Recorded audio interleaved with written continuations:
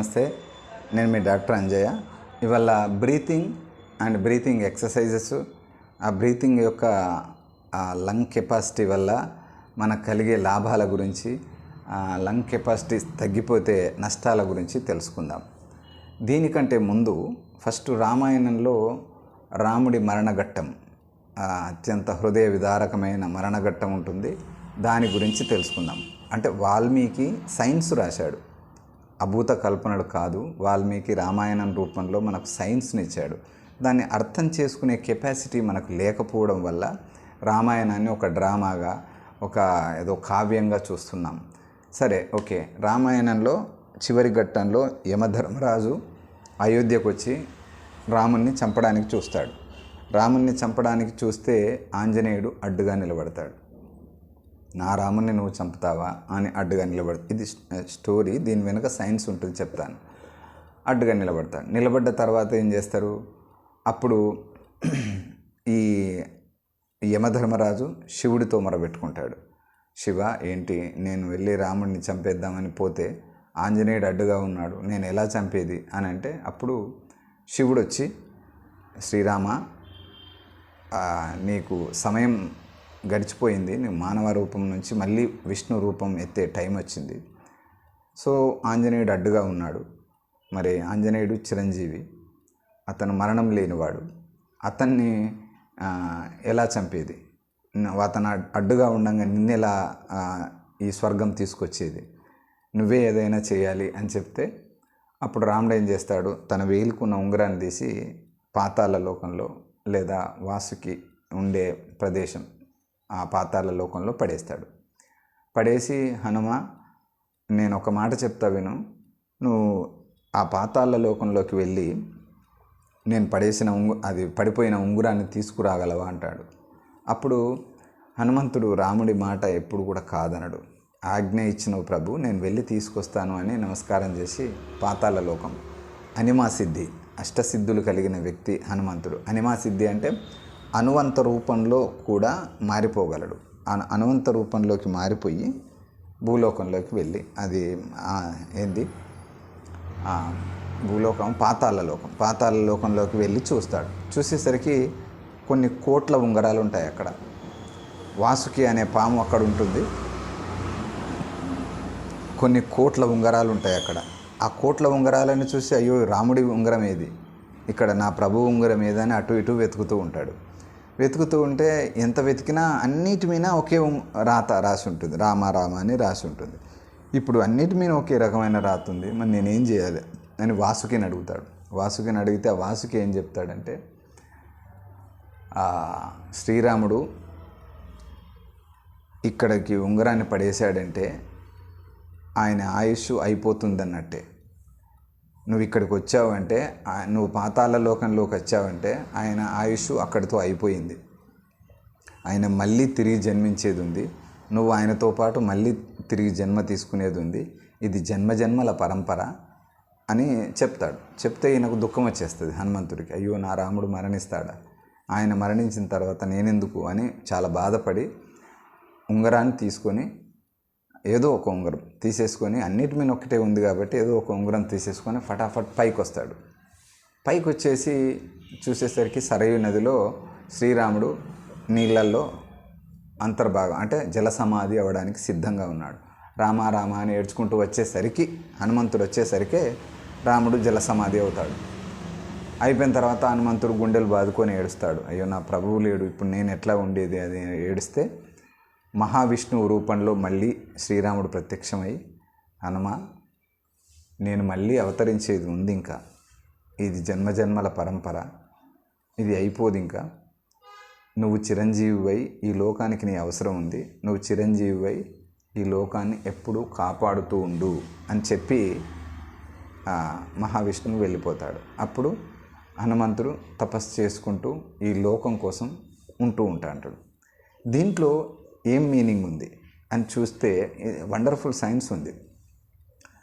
Breathing హనుమంతుడు, రాముడి యొక్క బ్రీతింగ్ హనుమంతుడు. యమధర్మరాజు వచ్చినప్పుడు ఈయన డీప్ బ్రీతింగ్ చేస్తూ ఉంటే చంపలేడు, మనిషికి చావు రాదు. డీప్ బ్రీతింగ్ చేసిన వ్యక్తి చనిపోడు. టిష్యూస్ కూడా ప్రతి ఒక్క మా సెల్ ఒక సర్టెన్ ఆఫ్ బ్రీతింగ్ ప్యాటర్న్తోనే చావడం పుట్టడం జరుగుతూ ఉంటుంది. మన సర్కేడియన్ రిథమ్ కూడా బ్రీతింగ్ ప్యాటర్న్తోనే మనకు జరుగుతూ ఉంటుంది. మనలో ఉన్న మలినాలు అంటే బ్యాడ్ గ్యాసెస్ కూడా బ్రీతింగ్ ప్యాటర్న్స్తోనే ఎక్కువగా ఎలిమినేట్ అవుతాయి. ఎక్కువ శక్తి కలిగిన శరీరం, కాంతి కలిగిన శరీరం మనిషికి ఉంటుంది. అట్లా విపరీతమైన బ్రీతింగ్, డీప్ బ్రీతింగ్తోని రాముడు ఉన్నంత కాలము ఏమీ చేయలేము కనుక నువ్వు డీప్ బ్రీతింగ్ని ఆపేయి అని శివుడు చెప్తే అనిమా సిద్ధి, పాతాళ లోకం వెళ్ళే అంత బ్రీతింగ్ను తగ్గించేశాడు రాముడు మరణం కోసం. అంటే తనకు తానుగా నిర్ణయించుకున్న మరణం అది. ఎవరో వస్తే ఆయన చనిపోలేదు. తనకు తానుగా ఇంకా నేను అవసరం లేదు, ఇంకా చాలు, మరో జన్మ ఉంది, మరో యుగం ఉంది అని డిసైడ్ చేసుకొని ఇంకా చాలు అనుకొని తనకు తానుగా బ్రీతింగ్ను అనిమా సిద్ధి అంటే సూక్ష్మంగా తగ్గించుకున్నాడు. అంటే దాన్ని ఏమంటారు, శీఘ్ర శ్వాస అంటారు. శీఘ్ర శ్వాస చాలా తక్కువ శ్వాస. ఆ తక్కువ శ్వాస వల్ల మనిషికి శక్తి అందదు. బ్యాడ్ గ్యాసెస్ మన బాడీ నిండుతాయి, శక్తి అందదు. అనిమా సిద్ధి, గరిమా సిద్ధి అంటే దీర్ఘ శ్వాస కాగలడు, చిన్న శ్వాస కణమంత శ్వాస కాగలడు హనుమంతుడు. అంత తక్కువ బ్రీతింగ్ తీసుకోవడం వల్ల రాముడు చనిపోవలసి వచ్చింది.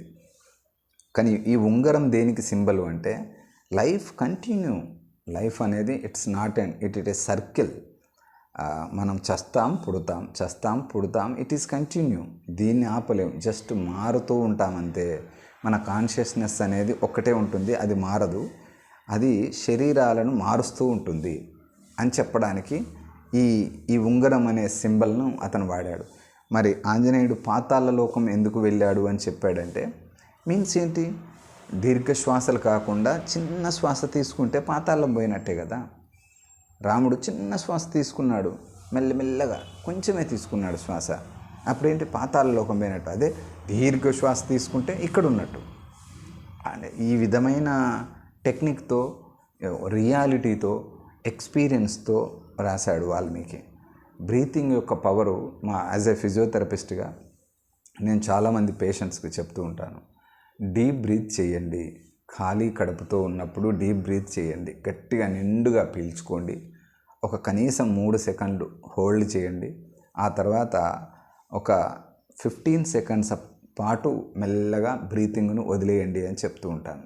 దీంతో 90% డిసీజెస్, మనం అనుకుంటున్న ప్రాబ్లమ్స్ అన్నీ పోతాయి. మొట్టమొదలు కొంచెం ఇబ్బంది అవుతుంది. 2-3 శ్వాసలు, 4-5 శ్వాసలు అలా డీప్ బ్రీత్ తీసుకున్నప్పుడు ఆవలింతలు వస్తాయి. అయినా సరే మెల్లిమెల్లి చేసుకుంటూ వెళ్తే మీ మనస్సులో ఆలోచనలు తగ్గుతాయి, మీ శరీరం కాంతివంతంగా మారుతుంది, అలాగే మీ శరీరంలో గట్టి పటుత్వం వస్తుంది. పురాణాలు కావచ్చు, ఇతిహాసాలు కావచ్చు, ఏవైనా కావచ్చు, అర్థం చేసుకుంటే మన శరీరము, మన శరీరంలో నడుస్తున్న వ్యవస్థ, మన బాగోగుల గురించి వారు పడ్డ శ్రమను మాత్రమే మనకు తెలియజేస్తూ ఉంటాయి. దాన్ని అభూత కల్పనగా కాకుండా సైన్స్ పరంగా ఏ విధంగా రాసి ఉంటారు అని ఆలోచించినప్పుడు అద్భుతాలు తెలుస్తాయి. సో డీప్ బ్రీతింగ్ అనేది టిష్యూని తొందరగా చావకుండా, సెల్స్ని తొందరగా చావకుండా చేస్తుంది.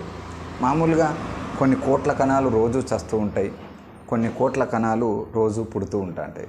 ఇట్లా తొందరగా జనన మరణాలు జరుగుతూ ఉంటే అది తొందరగా ఎండ్ అవుతుంది శరీరం. అలా కాకుండా కొంచెం నెమ్మదిగా పుట్టి నెమ్మదిగా చనిపోవడం వల్ల ఇంకొన్ని రోజుల పాటు ఎక్స్టెండ్ అయ్యే అవకాశం ఉంటుంది లైఫ్. మన జీవితం, మన చావు, మన పుట్టుక మన ఇష్టానుసారం ఉంటుంది. కాకపోతే అది మనకు తెలియదు అంతే. మనం తెలుసుకుంటే ఇష్టానుసారమే జరుగుతుంది. నిజంగా డీప్ బ్రీత్ చేయగలిగితే within half an hour కావచ్చు, 1 అవర్ కావచ్చు, మెల్లమెల్లగా ఇంప్రూవ్ చేసుకోండి. 10 నిమిషాలు, 5 నిమిషాలు, ఇట్లా 5 నిమిషాల నుంచి గంట వరకు మెల్లమెల్లగా డీప్ బ్రీతింగ్ ప్రాక్టీస్ చేస్తే లంగ్ కెపాసిటీ పెరుగుతుంది. పెరగడం వల్ల ఈ ఊపిరితిత్తులకు సంబంధించిన వ్యాధులు కూడా మీకు దరిచేరవు. వాటి కెపాసిటీ బాగుందనుకోండి, ప్రతి ఆల్వియోలై గ్యాస్ ఎక్స్చేంజ్ చేస్తుందనుకోండి, మన ఊపిరితిత్తుల్లో ఉన్న ఆల్వియోలై ప్రతి ఆల్వియోలై గ్యాస్ ఎక్స్చేంజ్ చేస్తున్నప్పుడు ఎంత బాగుంటుంది, ఎంత ఆరోగ్యంగా ఉంటుంది, ఎంత తేజస్సు ఉంటుంది ముఖంలో కదా. సో బ్రీతింగ్ అనేది చాలా ఇంపార్టెంట్. వీలైనంత వరకు ఫ్రెష్ ఎయిర్ పొద్దున్నే ఉంటుంది, అప్పుడు చేయండి బ్రీతింగ్ ఎక్సర్సైజ్, చాలా బాగుంటుంది. సరేనా? Thank you.